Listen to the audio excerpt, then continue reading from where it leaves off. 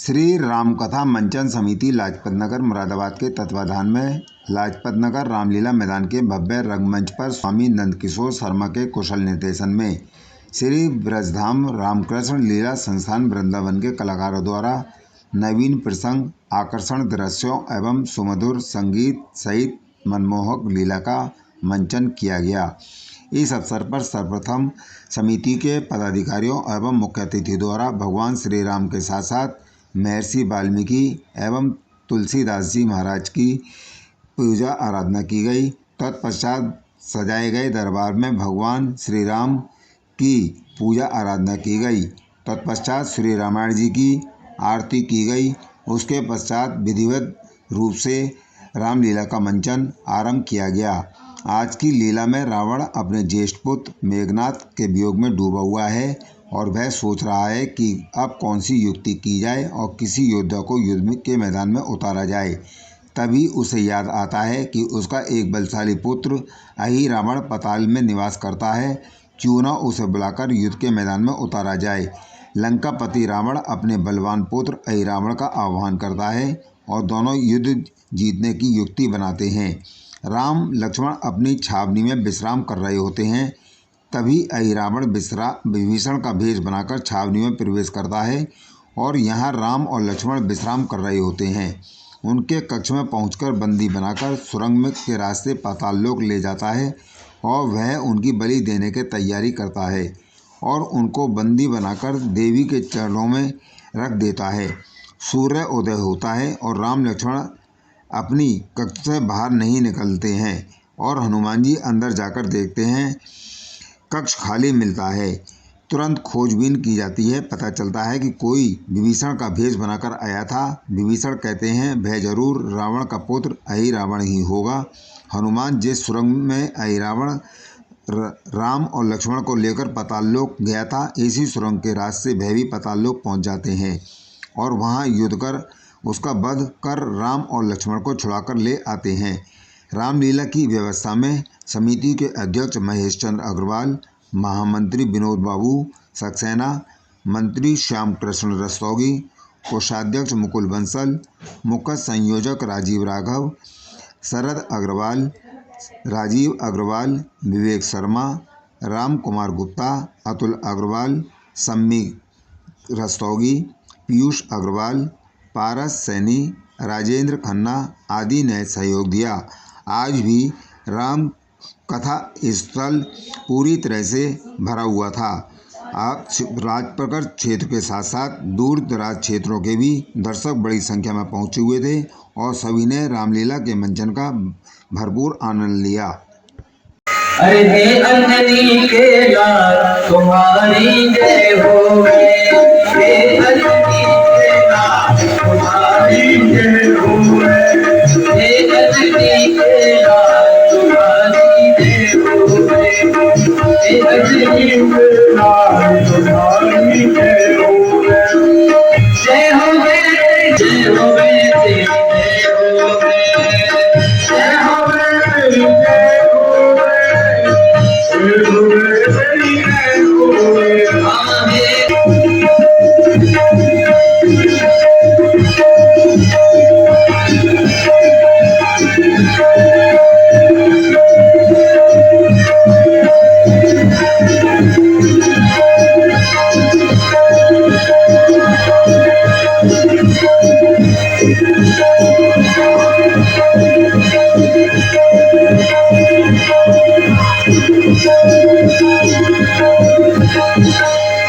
श्री हनुमान जी महाराज की जय। यहाँ अहिरावण का वध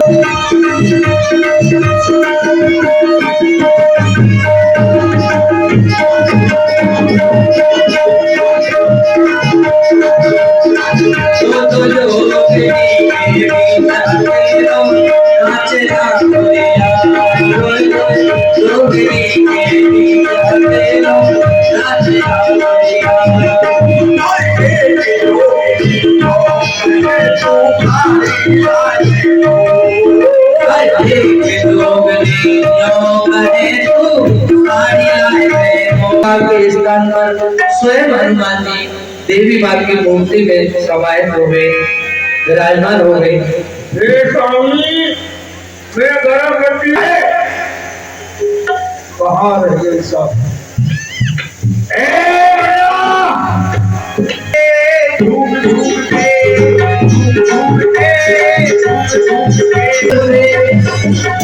हनुमान जी के पसीने की धूप से उनका जन्म हुआ।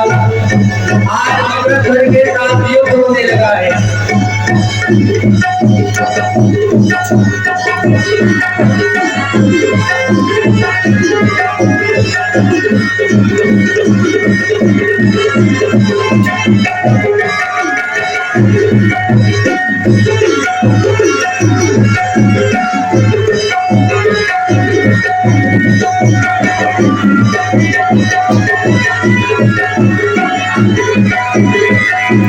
अभी चलाते हैं।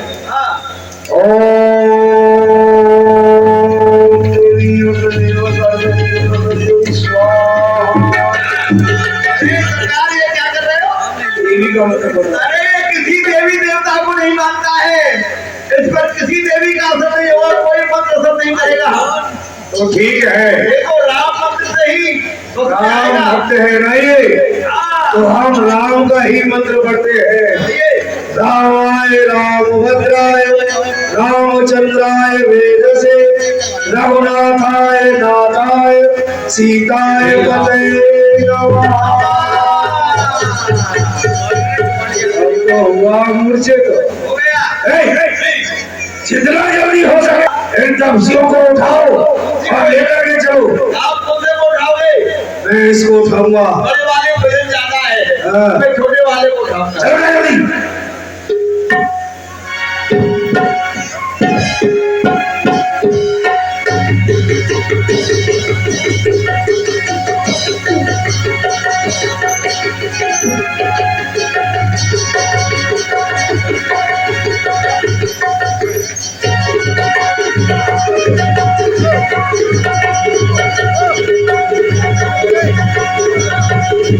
वजन है, किस शक्ति का आधा खाते हैं। अहिरावण रामादल से श्री लखनलाल और प्रभु श्री राम जी का हरण करके पाताल लोक के लिए ले गया और यहाँ राज्य कर रहा हूँ। देखो माता देवी, मेरी माता जिनकी मैं भक्ति करता हूँ सदैव प्रसन्न रहती है, परंतु आज मेरा मन पता नहीं, मेरा मन क्यों विचलित है। मैं देवी के मंदिर में जाता हूँ तो वहां भी मेरा मन नहीं लगता, और यहाँ बैठ करके मैं कुछ विचार करता हूँ तो ये मेरा मन विचलित हो जाता है। मैंने अपनी जगह जगह चौकी स्थापित कर रखी है। दशरथ का कभी इतना साहस नहीं हुआ कि वह हमारा विरोध कर सके और हमारी चौकियों को नष्ट कर सके। जैसे पितामह ब्रह्मा से वरदान प्राप्त किया और मैंने वरदान में यही मांगा कि दशरथ के शुक्र से कोई पुत्र ना हो, लेकिन विधि के विधान को मिटाया नहीं जा सकता है, फेर बदल किया जा सकता है। और वास्तव में गुरु माने अंधकार, रूप माने प्रकाश। गुरु में इतनी सामर्थ होती है कि शिष्य के जीवन में कितना भी बड़ा अंधकार हो, उस अंधकार में से शिष्य को निकाल करके प्रकाश की ओर अग्रसर कर देता है। और वह सामर्थ मेरे पितामह ब्रह्मा के पुत्र वशिष्ठ जी में थी। दशरथ अपना होना लेकर के जब उनके पास पहुंचा तो यज्ञ के द्वारा एक नहीं, दो नहीं, तीन नहीं, 4 पुत्रों की प्राप्ति दशरथ के लिए वशिष्ठ जी ने करा थी। माध्यम श्रृंगी ऋषि, क्योंकि आचार्य तो श्रृंगी ऋषि धूप है। अरे हजार साल बेटा खाए कंठ जाके विश्व है, दर्शन किए से दुख दारिद्र दूर होत ऐसा राम सहल एक शिव जी का स्वरूप है, जिसकी कृपा कटाक्ष से लाई हो महादेव मंगल करे तो सदा सहाय हो, जिसकी कृपा कटाक्ष से भोग हो लाचार और सबकी रक्षा करे वो शंकर दीन दयाल। भगवान भोलेनाथ की असीम कृपा, जिनकी कृपा से हम ये तख्तो ताज पाते हैं, और इनकी कृपा से सारे जहां के मालिक तेरा ही आसरा है, राजी है हम उसी में जिसमें तेरी रजा है।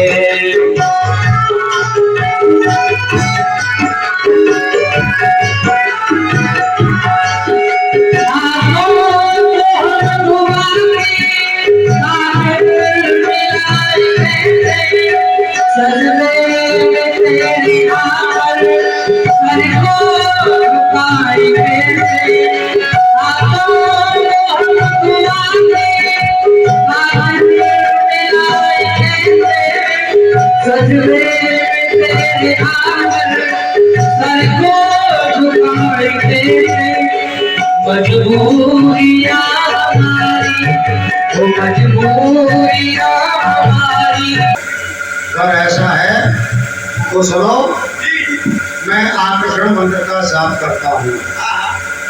तुम प्रथम द्वारे पर सचेत खड़े हो जाओ।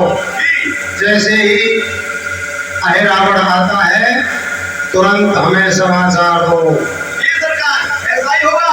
आपके पुत्र यहाँ आएंगे तो आपके पुत्र के साथ मेरा पुत्र भी वहाँ आएगा। जिस प्रकार से मैं आपका मायावान हूँगा, उसी प्रकार से मेरा लड़का भी आपके पुत्र के पास मायावान।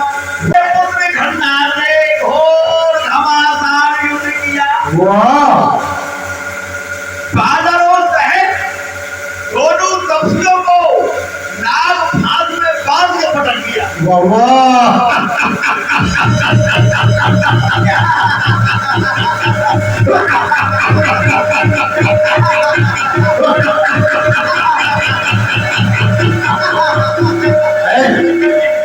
फिर क्या हुआ?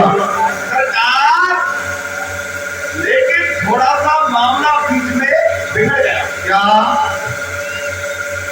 वो जो है ना, वो नारद बाबा, वो कभी कभी हमारे दरबार में भी आता है। उसको मालूम हो गया और उसने उस गरुड़ को भेज दिया। और गरुड़ भगवान ये सुख सब खड़ा रहा करे, ये करे मुल्कमान जाके चंद्रमान लाट सोहे, वो वासुकी से दास दुख दारिद्र कहा गए। चार वेद बंदी जाके द्वार पार बंदी, कहे रावण आनंदी, ये नाहक नर हा करे, ये जगत जाय। यमराज की कहा वसाए, जब वो शंकर है सहाय, तो फिर भयंकर क्या करे। जिसकी कृपा कटाक्ष से मुख होए बाजार, हम सबकी रक्षा करे, वो शंकर दीन दयाल। जिसकी कृपा कटाक्ष से पर्वत राई होए महादेव।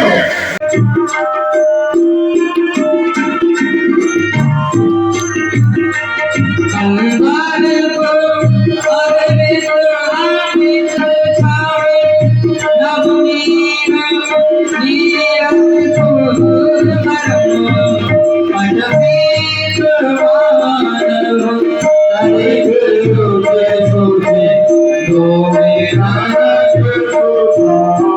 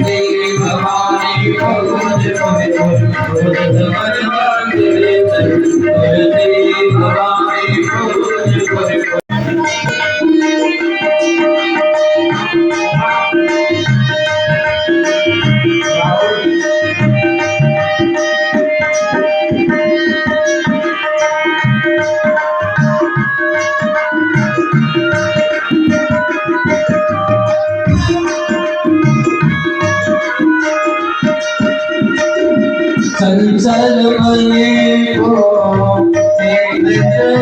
कर ले श्री हरि प्रिया के चरण में भोग विलास में समय गवावत कुछ भी नहीं है सपनों में तू तो जप ले हरि का नाम रे तू तो जप ले हरि का नाम रे राधे श्याम सीता राम राजा राम रे राधे श्याम सीता राम राजा राम रे फूल बिखरे पे तो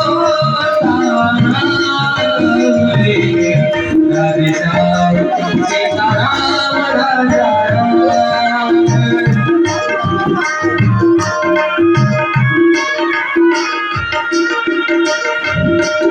ओ इस दुनिया में बंदे तेरा कुछ भी नहीं दिखाना है एक दिन तेरा छोड़ के तुझको दूर कहीं उड़ जाना है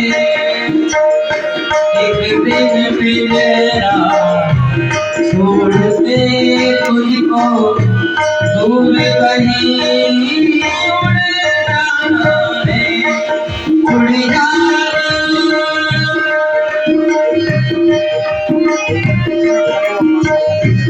ओ उड़ जाना हरि के नाम रे उड़ जाना हरि के नाम रे राधे श्याम सीता राम राजा राम